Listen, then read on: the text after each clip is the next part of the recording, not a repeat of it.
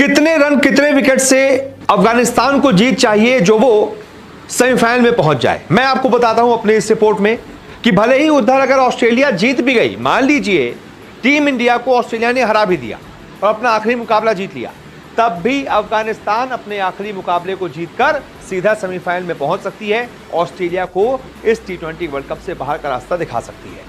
तो सबसे पहले तो ये समझने के लिए कि अफगानिस्तान को चाहिए क्या क्या समीकरण है अफगानिस्तान के सेमीफाइनल में पहुंचने के लिए, ये समझने के लिए आपको पॉइंट्स टेबल देखना पड़ेगा। ये अभी का पॉइंट्स टेबल है। चारों टीमों को दो मैच हो गए, इंडिया के 2 मैच में 4 पॉइंट है और जो सब कुछ निर्भर करेगा ना वो इस पर करेगा। 2.425 इंडिया का नेट रन रेट है सबसे ज्यादा।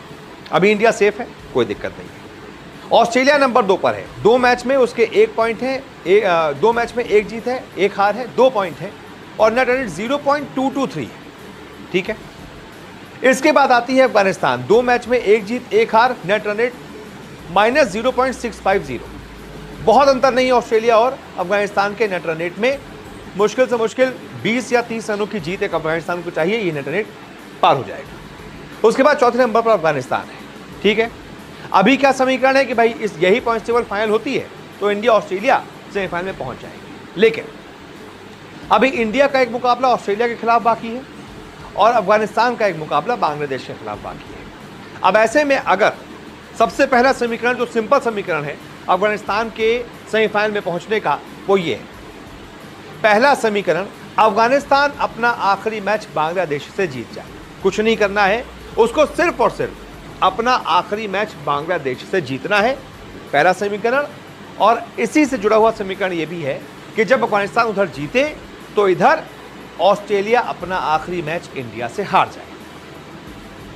यह है सिंपल समीकरण है कि उधर अफगानिस्तान अगर जीतती है तो इधर ऑस्ट्रेलिया हार जाए, अफगानिस्तान 4 पॉइंट के साथ बड़े आराम से सेमीफाइनल पहुंच जाएगी, ऑस्ट्रेलिया 2 पॉइंट ही अटक कर रह जाएगी और T20 वर्ल्ड कप से बाहर हो जाएगी। लेकिन दूसरा समीकरण क्या है? दूसरा समीकरण तब है जब ऑस्ट्रेलिया अपना आखिरी मैच इंडिया से जीत जाती है। तब भी समीकरण बन रहा है कि भाई ऑस्ट्रेलिया जीत कर भी हार जाएगी, बाहर हो जाएगी और अफगानिस्तान तब भी सेमीफाइनल में पहुंच जाएगी। यह समीकरण क्या है?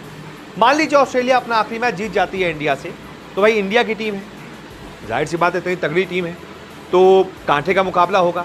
इंडिया कोई बहुत बड़ा मैच नहीं हारेगी, यानी कि नेट रन रेट बहुत ज़्यादा फर्क नहीं पड़ेगा। ये जो 0.2 का नेट रन रेट है ऑस्ट्रेलिया का, मुश्किल से मुश्किल 0.3, 0.4, 0.5 तक पहुंच पाएगा। अगर 20-30 रन से भी हार हो जाती है तब भी ठीक है। अब ऐसे में अगर ऑस्ट्रेलिया इंडिया को हरा देता है तो अफगानिस्तान को कम से कम अपना आखिरी मुकाबला जो बांग्लादेश से है वो 25 रनों के अंतर से जीतना पड़ेगा। यानी कि अगर पहले अफगानिस्तान बल्लेबाजी करता है तो बोर्ड पर अगर मान लीजिए अफगानिस्तान 175 लगाता है तो बांग्लादेश को 150 पर ऑल आउट करना होगा, फिर अफगानिस्तान का नेट रन रेट ऑस्ट्रेलिया से आगे हो जाएगा। पहला समीकरण। उसके बाद मान लीजिए अफगानिस्तान की पहले बैटिंग नहीं आती, उसकी पहले बॉलिंग आती है और बांग्लादेश पहले बैटिंग करता है, तब क्या करना है? कुछ नहीं करना है, पहले बॉलिंग आने पर 2 ओवर पहले स्कोर को चेस कर लेना है।